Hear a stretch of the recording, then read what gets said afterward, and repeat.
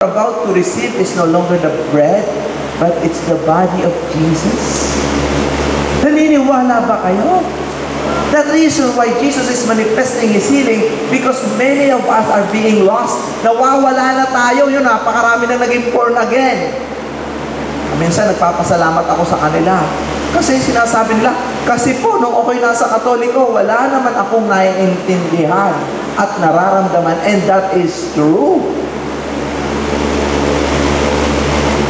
Why? Is it kasalanan ng Diyos? No. We are the one who change. Alam mo ba ang tawag sa atin ng mga iglesia ni Cristo? Sa mga Katoliko? At ang tawag sa ating mga Katoliko ng mga born again? Tayo ay makamundo, makasalanan. Pagka ikay Katoliko, you are sinners.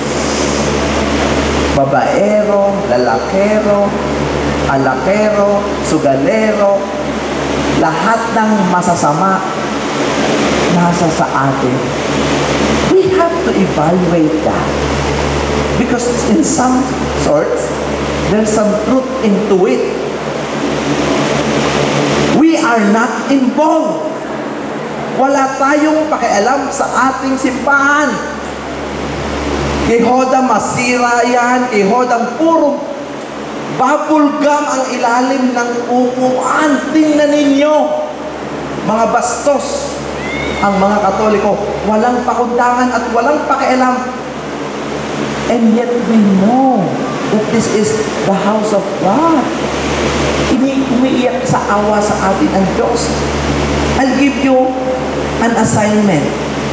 Pag pumunta kayo sa simbahan ninyo, at puntahan nyo rin ang simbahan ng mga iglesia ni Cristo, ang gaganda, ang lilinis, sa atin dilapidated. I don't believe mas mayaman ang mga iglesia at mas marami kayo sa atin. No! We are just do not care. Ang assignment ko sa inyo, pag pumunta kayo ng Catholic Church, tingnan ninyo ang ilalim ng upuan, puro yan bubble gum. Mga bastos nga. Nagsisimba, gata ng gata ng bubble gum.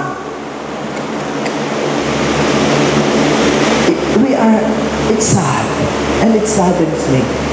Minsan hindi ko naman masisi, baka naman hindi sinasabihan. And it shows with our children. Our children, pagka nasa simbahan, ang ingay, ikot ng ikot, gala ng gala. Abutin lang dito, wala. Siguro may sakit lahat ang bata. Kaya tahimik. I went to Indonesia. I'm sharing you this not to blame you. I'm sharing you this because tayo ang malaki ang nawawala. We deprive ourselves in experiencing God's presence. We deprive ourselves in experiencing the grace that we're supposed to get when we are in the Eucharistic celebration. We deprive ourselves in the joy of being in God's presence. Supposed to be when you are with the Lord, you are happy. Especially when you know that the Lord is here. Do you believe that God is here? God is the source of all joy.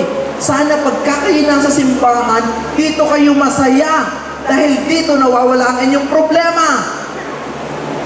Supposed to be, pagka kayo nasa simbahan, dito kayo nagsasabi na, I will spend more time here because this is the place of my God.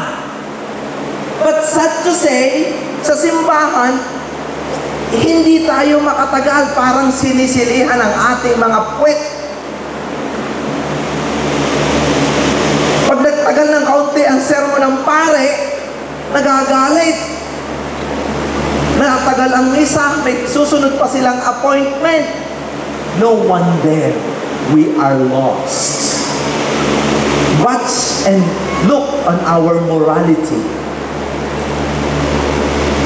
Napakaraming kabataan, buntis. Kaya hindi kasal, 15, 16 years old, puntisan na ng puntisan.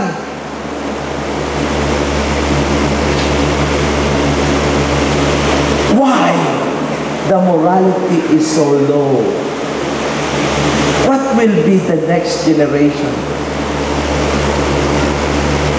Ito po'y sinasabi ko because I care and I'm concerned and I am very much alarmed. What will be the next generations of Filipinos? Bumaba na ng bumaba ang morality. Kaya tuloy ang ini-introduce na sa atin ay ang RH Bill condom at kung ano-ano pa. Bakit? Ang tingin na sa atin para na tayong mga hayop. Wala namang kayong control. Wala namang kayong disiplina. Wala namang kayong moralidad. Ay bigyan na lang ng condom. Pinapalabas tuloy, it is a sex education. Ang totoo niyan, hindi naman kayo madisiplina, hindi kayo mapagsabihan, para kayong mga aso, bigyan na lang kayo ng condom as safe. That is a lie. The truth is, we have no morality and we have no discipline. Why? Dahil nga po, pag nasa simbahan, hindi tayo nagdadasal. I'm telling you, most of the people when they enter the church, the first thing they do is text. And what they're going to do when they text, and they will ask, and they will write in their text, where are you na? For sure, they're not looking for God. Dahil ang God hindi naman kailangan ang text.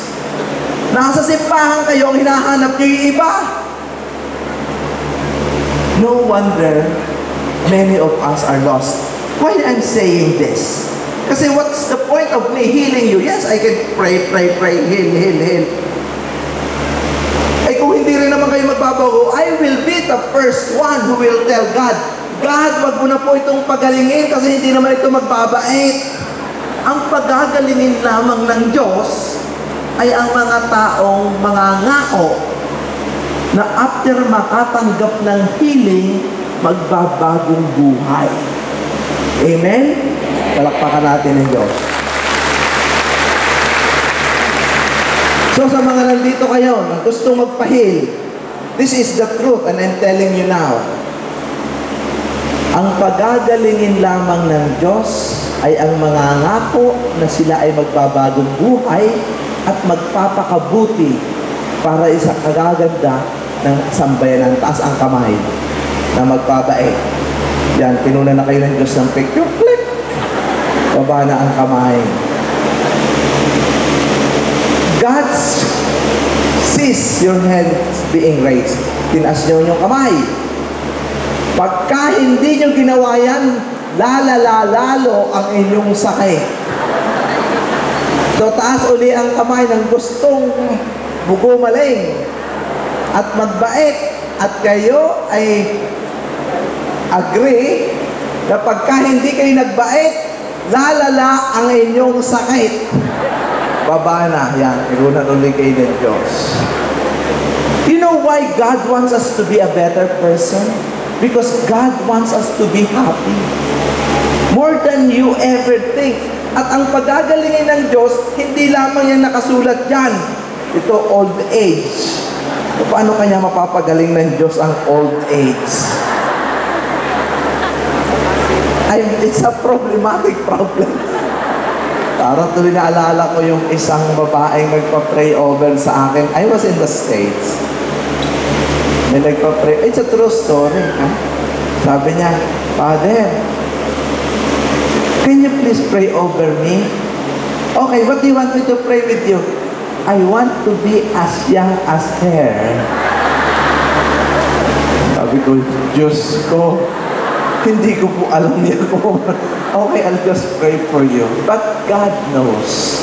This is one thing I want you all to know. Yung nakasulat dyan is very limited.